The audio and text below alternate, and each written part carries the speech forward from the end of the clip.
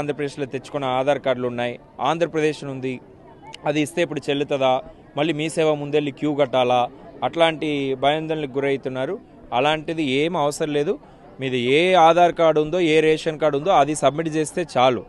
ఎందుకంటే అప్పుడు తీసుకున్న వాళ్ళన్నీ ఆంధ్రప్రదేశ్లో ఉంటుంది, ఇప్పుడు అది తెలంగాణ అయిపోయింది, అది అందరికీ తెలిసినదే. అది మనం వెరిఫై చేసుకుంటాం, ఏమి ఇబ్బంది లేదు. సో అట్లానే కొన్ని దగ్గర గ్రామ పంచాయతీలు కూడా కొత్తగా అయి ఉంటాయి, పాత గ్రామ పంచాయతీ పేరు ఉందని. అట్లాంటిది మీరు ఎలాంటి ఆలోచన చేయనక్కర్లే. మీ దగ్గర ఉన్న ఆధార్ కార్డు, మీ దగ్గర ఉన్న రేషన్ కార్డు సబ్మిట్ చేస్తే సరిపోతుంది. ఇన్కమ్ సర్టిఫికేటు, కమ్యూనిటీ సర్టిఫికేట్ అలాంటిది మనం ఈ స్టేజ్లో అడగట్లేదు, అందులోనే అడుగుతున్నాం.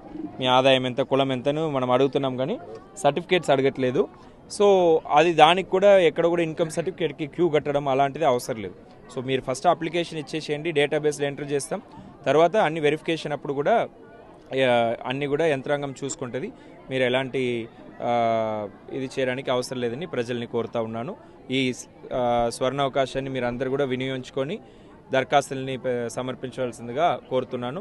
ప్రభుత్వం కూడా ప్రతి ఒక్క అర్హులైన కుటుంబానికి ఈ స్కీమ్స్ ఇంప్లిమెంట్ చేయాలని చిత్తశుద్ధితో ఉంది కాబట్టే మీ దగ్గర వచ్చి అప్లికేషన్స్ తీసుకుంటున్నారు. లేకపోతే అప్లై చేయమని చెప్తే సగం మంది అప్లై చేయరు, ప్రభుత్వానికి భారం తగ్గుతుంది. కానీ అట్లా కాదు, ప్రభుత్వం బాధ్యతతో చిత్తశుద్ధితో మీ దగ్గర వచ్చి తీసుకోవాలని ఆదేశం ఇవ్వడం వల్ల ఈరోజు యంత్రాంగం మొత్తం కూడా మీ వార్డులకి, మీ గ్రామ పంచాయతీలకు వస్తున్నాయి. ఈ అవకాశాన్ని మీరు సద్వినియోగం చేసుకోవాలని కోరుతున్నాను.